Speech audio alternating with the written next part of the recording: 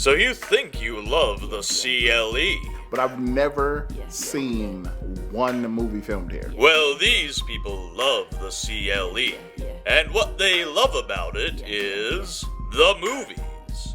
Never have I seen a street blocked off or a group of extras, or I've never seen any of it. Whether it's shot in the CLE Always mentioning Ohio or Cleveland, I always find that interesting. or takes place in the CLE, Showcase our crown jewel, Terminal Tower. we'll always have our popcorn ready. You love, they love, I love the CLE. I love the CLE, and the CLE loves the Avengers.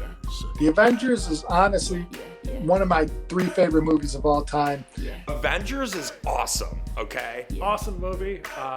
Showcased our crown jewel, Terminal Tower. They get to the point where Loki's in Stuttgart, Germany, and all of a sudden he comes out. That's not Germany at all. That's a Terminal Tower, and everybody sees it right behind his head. And I will not forget how loud that theater clapped. People were cheering like it was the Browns playoff game or something. They were going nuts, and it was just because we saw the Terminal Tower right behind his head. That's public square? I gotta watch Avengers again. No, I didn't notice that. The dude who plays Loki is so captivating. I can't take my eyes off of him. It kind of shook the city a little bit because it was like, not a big movies have shot here before, but nothing was ever as big as what we were seeing with the Avengers, and everyone was down there with their phones and flip phones, recording like the explosions and stuff. You can pick out which streets were Cleveland. Like I'm like, oh, that's Cleveland right there. But I'm the jerk who they're like when they show all the scenes of like the bullet. I'm like, Euclid Avenue, that's Cleveland. And we were like, shut up, we know it's Cleveland, not New York, Cleveland. In the Avengers, I was working at Medical Mutual, and that was right out of the Medical Mutual building. Like, everybody was in that window, and you could just, everything was happening right in front of you. All the action scenes, I love watching, Captain America punch an alien. I'm like, oh, that's right by the Cleveland Library. Oh, that's the government building. That's where I paid my taxes. Route, the Shoreway, that's the shore. They weren't going for shawarma afterwards unless they went to Aladdin's. The funniest thing about it is all the Clevelanders that got hired as extras started acting like they were actors and using it. Like, you would be at meet and greets and they'd be like, oh, I've done some film. I'm like, what do you mean what film have you done? Avengers. I'm like, do you mean you ran across the bridge in one scene? I knew a woman who was an extra in that. And she did this running scene and she was supposed to fall. She was probably in her late 30s. One of my mom's friends. And then when she got back from filming, 3-day filming, her knees were all bruised up and she goes, that's what it takes to be a movie star. Are they filming it because they want to destroy our city? Because the city's already a piece of shit? What are they saying of why they're bringing the Avengers here? Do you want to come destroy the city because it's nobody would notice anyway? Or is it because the city has enough potential to be on, a movie screen? I love the CLE, and the CLE loves Captain America. Winter Soldier. Yeah. That's my favorite. That's my favorite Marvel movie. So Captain America, Winter Soldier, based on the Ed Brubaker run for Marvel Comics, which is one of my favorite runs ever. Captain America Winter Soldier was great for multiple reasons. One, it brought Joe and Anthony back, Russo brothers. 2, it kind of piggybacked on the success of the Avengers and show that Cleveland is a film community and has a film community here. Plus, it's just a kick-ass movie, man. It's such a great movie, What's interesting about the movie is you watch it and how they made the city look. You can recognize the different areas and stuff, and it looks different in a movie because they're trying to make it look like a bigger or smaller area and stuff. So they would be in one spot and turn around and be at the other side of Cleveland. Oh, and yeah, it's really cool. They used Tower City. They made it seem like the happiest mall in America. They used all these different street locations to be Washington, D.C. There's a scene where Samuel L. Jackson, Nick Fury's driving around downtown Washington, D.C., and it's like he's going over 3 blocks. And if you know where they are, you can paste them all together. But they make it seem like it's all a big, huge stretch in D.C. It's quite an impressive filmmaking feat. I love the story. I love the action. You know, Captain America and the Winter Soldier going at it. That fight scene was just like, I love that fight scene, man. When he just kicked him up against the van and he flew like 30 feet back. It was crazy, man. I loved it. I love that movie, man. When I lived at 28th in Detroit, and they shot that behind, like they would just all the rigging equipment, and then they would freeze it and rewind it and go back. So all those cars were like right out my window. So I would sit there all day because I wasn't working on I wasn't even in film at that point. And I'd just be like, oh, that's so cool. Because all the cars would be like, all right, back to position 1, and you'd see like all the cars like move in unison, and you're like, oh, so that's how they do that. That's cool. But yeah, it's funny because I tell that story now to people I work on films with, and they're like, yeah, I was there. I was driving the car. Off of the bus, and he lands on the ground. This was one of the shooting scenes where he was going against Bucky. And you know what scene I'm talking about? And I know exactly, they were right there off of where the dive bar. They were right there in that underpass and right on West 9th and that West 9th. They were in that area. I was like, oh, I know where that is. Yeah, been drunk enough times over there to know where that is. Went down Euclid and stuff like that, crashing through the glass median or whatever, the arcade bus stop thing. It was crazy, man. I was like, that's Clayton. I remember watching Bucky like beat up Cap, and I was like, oh my god, I partied down there last week. And I remember my deranged cousin worked at a undisclosed location off the Shoreway, and she would always complain on Facebook about, oh, I can't believe they're shooting this movie. Some of us have lives. Some of us have to go to work. I can't believe they inconvenience all of us by making this stupid movie. And then at the end, they had the wrap party at the restaurant she worked at, and she posted these pictures with Chris Evans, and she's like, I met Captain America. It's the greatest day of my life. She spent weeks complaining about it. Then she wants to love up on Chris Evans and acts like it's all great. Everything's all cool with the movie. Nah, I didn't have that. I put that on her Facebook, what a hypocrite she was, and now I'm blocked. I got a call from a buddy that was like, Chris Evans and Scarlett Johansson are at the Spitfire. Come up here. They're just chilling at the bar drinking. I'm like, I am not that guy. I'm not going to be the guy that knocks on the door and be like, hey, guys, oh, hey, you know. I love the CLE, and the CLE loves Light of Day. Is it a good movie? Great flick. Actually. It's okay. With Michael J. Fox. Yeah. Yeah. I have only watched part of it. So you know when they were filming that, like they're getting ready to film it, and one of the actors is like, Teen Wolf! It featured Michael J. Fox, who at the time was the dude. This was pre-Parkinson's, post-Back to the Future. Michael J. Fox was it. He was Hollywood. I remember Michael J. Fox being in town. And like that being a big deal, but I don't really remember the movie. What was the plot? I like Michael J. Fox in a lot of movies. They didn't buy it in that one. No. So were they a band from Cleveland, or they were playing in Cleveland? I think he's from Cleveland in the movie. Why did Michael J. Fox keep trying to make himself a musician? Stop using fetch Michael J. Fox. That's never gonna happen. Being this little rock and roll guy, you know what I mean? Like, you know, no, we were the rock and rollers at that time.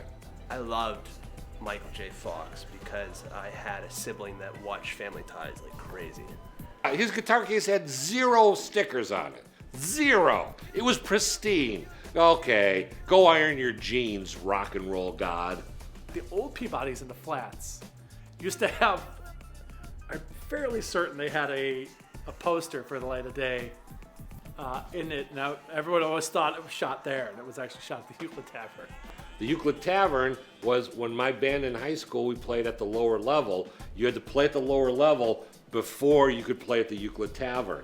And we were such an oddity because we were so young, we weren't even supposed to be in a bar playing, that they were gonna ship us off there, and we got bumped for our auditioning type thing because they were filming that movie, and we had no clue what was going on, so we went down there to storm in there, and we tried to get in and got thrown out. My dad is a giant Cleveland nerd, when it comes to stuff with the city. He told me he was so excited to see this movie, The Light of Day. And you figure this movie being filmed in Cleveland, being filmed at the old Euclid Tavern, Michael J. Fox, Joan Jett, a rock movie, you can't get much bigger than that.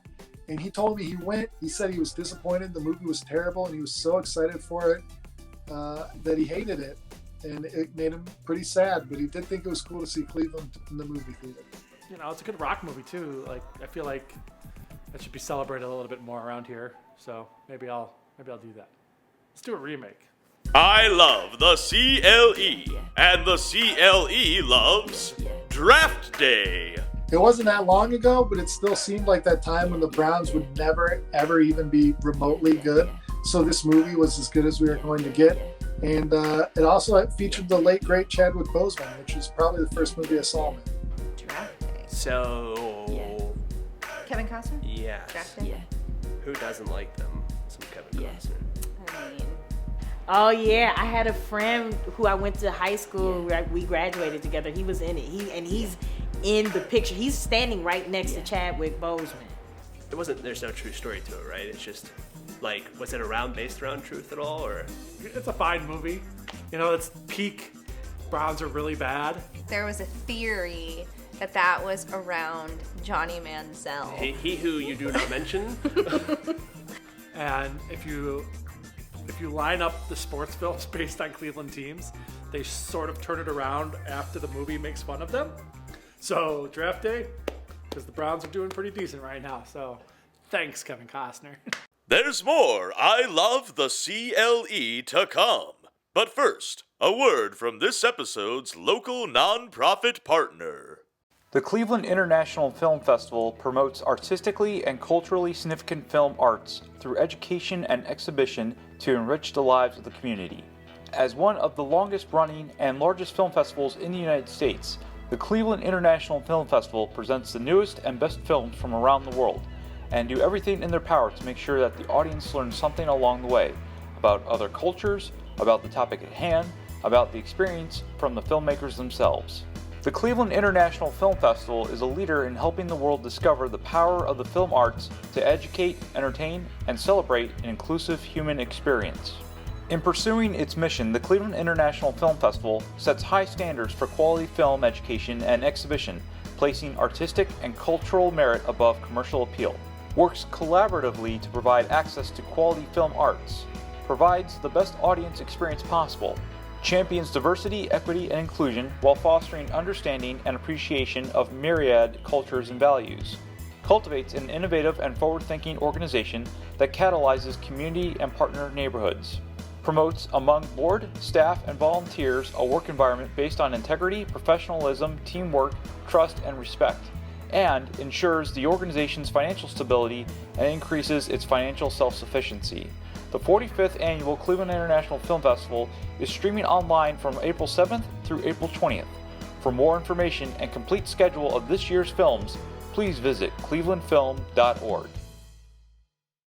I love the CLE, and the CLE loves Welcome to Collinwood. I knew some people that lived in Collinwood and they didn't like it because they said it made it seem too whimsical.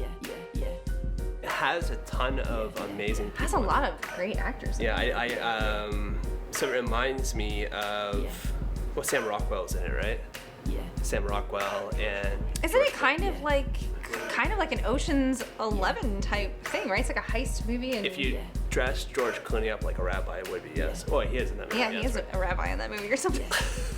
I was naive at the time, so I'm just like, is this real? Like, are we dope like this?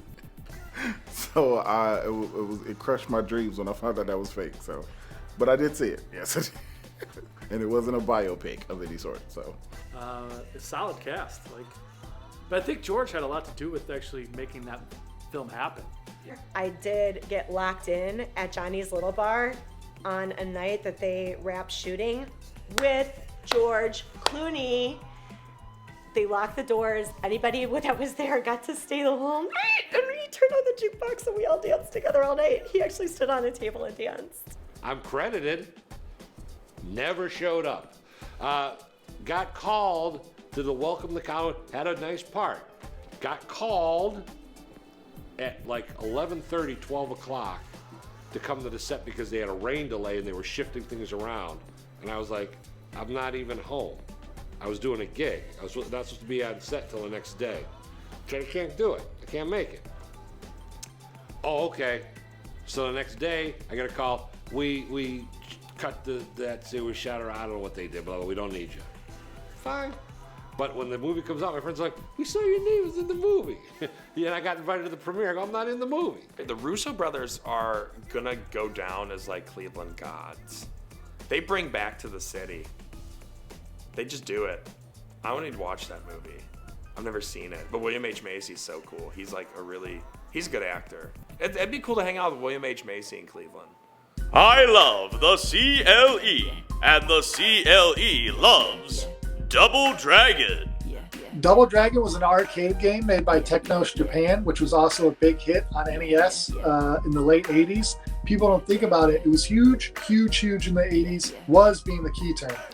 Oh my God. Double Dragon. That was shot in Cleveland? It's like The Parent Trap meets Karate Kid. Completely looks like something you would watch.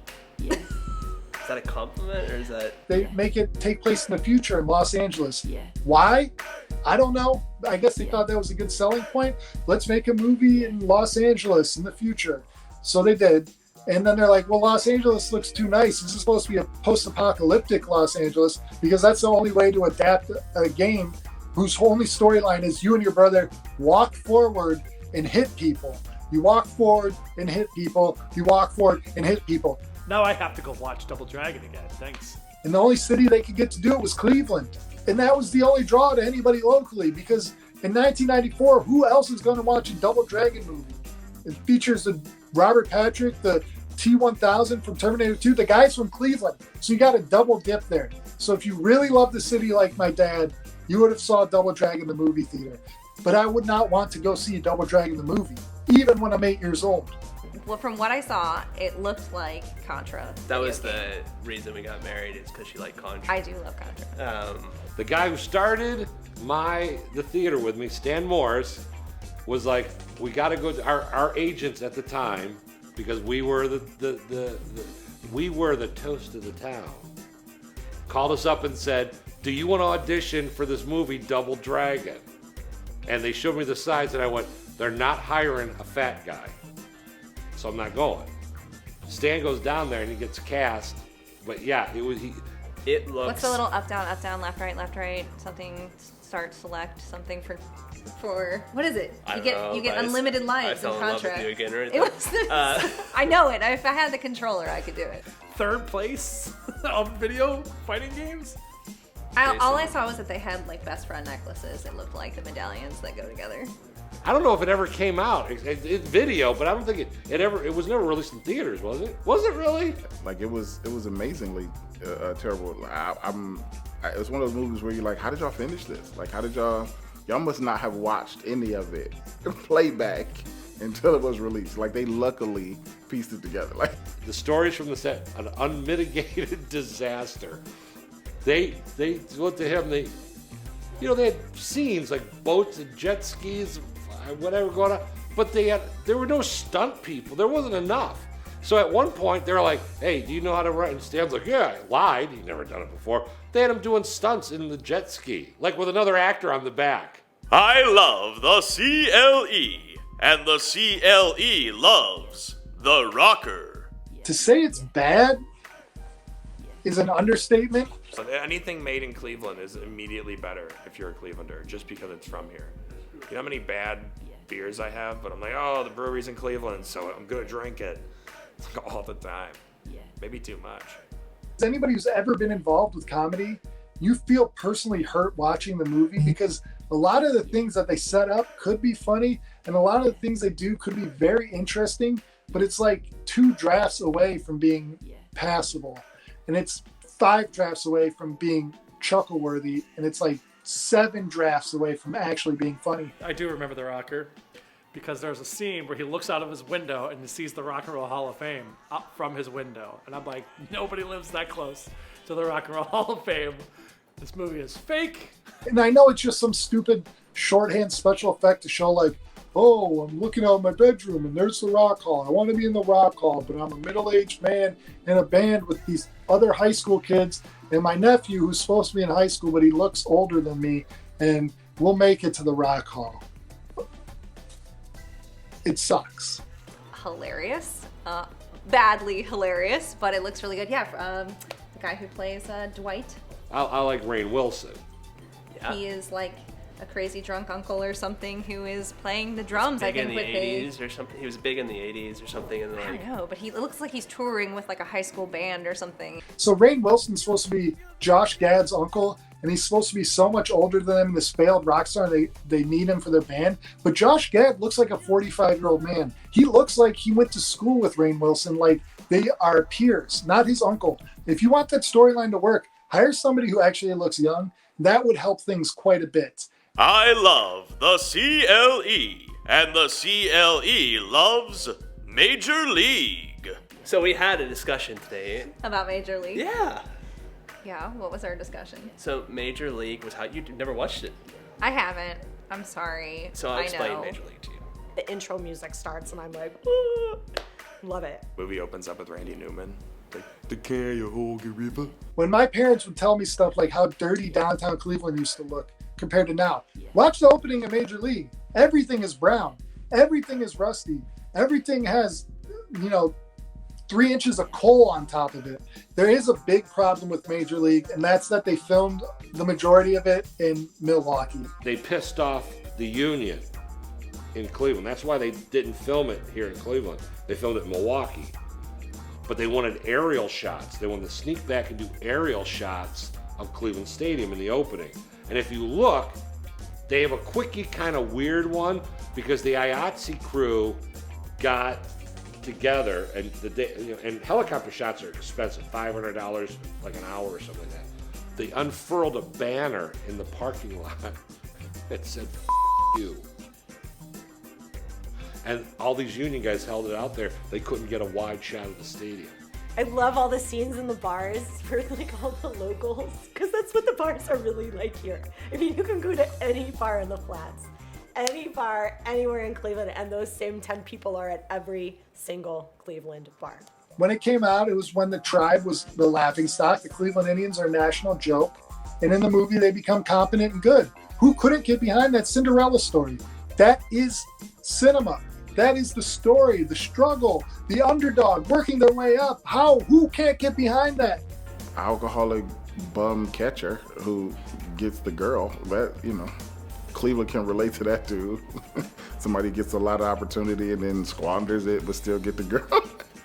Clips of Tom Berenger slow motion running to first place, like, still sometimes make that face, like, and then it's like, nope, he would have been out by a mile, but he made it. We won the game. And he always made me look at catchers like in a different light. You know what I mean? Just from icing his knees, and I'm just like, damn. Like catchers, you probably have horrible knees, man. That's hours of squatting, dude. Rick Vaughn. Yes. Who's Charlie Sheen? Yes. Okay, I got that right. So I'm just gonna do steroids for this movie. Are we sad that Charlie Sheen was Wild Thing? Like I wish that we could love him still, but we can't. We cannot love Charlie Sheen today. And obviously, when Wild Thing hooks up with Dorn's wife, that's a great moment too. He made the ultimate mistake. He just had a hookup, and they found out it was his coworker's wife, and he's like, oh, that's a normal mistake people make. Not everyone's trying to your friend's wife. Some people just accidentally do it and don't know the other people. And he's a fantastic pitcher. Can't control his speed. Wait for it. Glasses. Roger Dorn. That sounds like such a I went to Catholic school my whole life name. Rachel Phelps. Rachel Phelps? Is this even a question? And I don't even need to go with the deleted scene where it turns out she was secretly a good owner the entire time and just pretended to move to Miami so it would motivate the team, which is on the Blu-ray. I'd rather have a fake owner than an actual owners. Rachel Phelps is more attractive than Larry Dolan. That's my final answer. Willie Mays Hayes, yeah, I loved him in that movie, definitely. He was like the Kenny Lofton of the team, man. He was fast. He was bougie as hell. Didn't he pull up to training camp like in like a brand new car and like a suit and everything? Probably a top 25 just pure movie character of all time. Everything he does in that movie is so good. From the his short slides to just the cocky attitude and the dancing. Like everything was perfect. So he's on the team, doesn't make the cut, comes out, and they move his bed outside, and he wakes up and realizes, and he takes off running and passes him when they put him back on the team. That's one of the best scenes in the movie. Wesley Snipes was like everything was doing was not out of the park. Because he didn't talk that way. You would hear in other movies that he just kind of talks like this. But Lou Brown, you get it. I believe someone's having a bit of fun with you, kid. Lou Brown, besides peeing, also one of my favorite lines that we used to quote all the time in high school, which makes no sense because, like, why would this appeal to teenage boys? And they're like, would you like to be the manager of the Cleveland Indians? He's like, I don't know. I got a guy who's supposed to be calling me about some white walls. Don't ever do it again. Renee Russo's hair. I mean, can we talk about her hair? God, is she beautiful. Pedro was cool. And at the end I like the end of the movie, he goes, screw this, let's win it. You're like, yeah, everyone's coming together again. That was Dennis Hainsworth that played Allstate guy. Oh, he was so crazy. When they brought that chicken to him, it was like he wants to kill a live chicken. Give him this bucket of chicken. Like, I didn't realize that until right now that he was Pedro Serrano, man. Yeah, some people see those Allstate commercials. They're like, oh, it's the president from 24. Or they're just like, oh, it's the Allstate guy.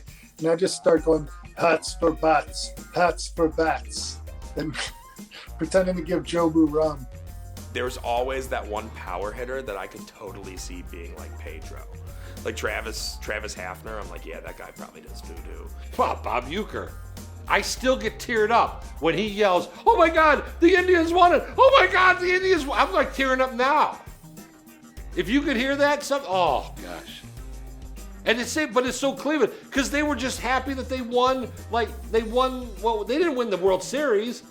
They just won the division. And to us, we're like, we did it. One of the best movies ever made. If you're not from Cleveland, you will not agree. You'll just say Major League is just a decent sports comedy that has a very 80s feel to it. It's by far the funniest sports movie. You can't get better than Major League. It's the best. It's the best fictional team of all time. It goes like Mighty Ducks, the Major League. Got it on Blu-ray. This movie is not high quality enough to merit having it on Blu-ray. If you can watch it on streaming or even a VHS tape, you're not missing anything else by getting it in high definition. But I have it because that's how good it is. The ultimate Cleveland comeback story, without a doubt. I can watch that movie Major League One. I can watch that one over and over again like I've never seen it before. Every time it comes on TV, I watch it. I feel like once you come out of the womb, like someone's like, all right, you're gonna watch Major League soon. When you know how to remember memories, you're gonna watch Major League. David Ward, I want to thank you personally for writing and directing that movie. Thank you. Yeah.